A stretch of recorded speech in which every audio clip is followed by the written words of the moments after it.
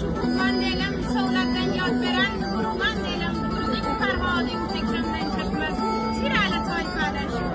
سلام و عرض ادب و احترام دارم خدمت شما عزیزان. اینک در کنار برج زیبای ایفل در قلب زیبای شهر پاریس با شما صحبت میکنم با این لباس زیبای قشقایی.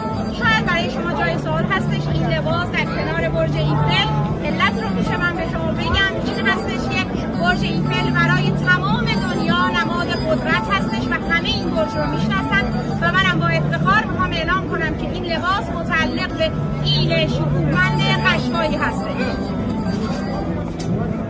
و اگر هر قومیتی در هر کجای دنیا این لباس رو دوست داره بپوشه برای ما قابل احترام هستش، اما این لباس متعلق به ایل شکوهمند قشقایی هستش. Sağ çalır sazını, onçi gedər qəsini, səs çəkib şeri, gedər samsam ki xalqəsini, sizə Allah çağırır, bax, bax, bax, bax, elimiz, bax, bax, bax, bax, elimiz, bax, bax, bax, bax, elimiz, bax, bax, bax, bax, elimiz.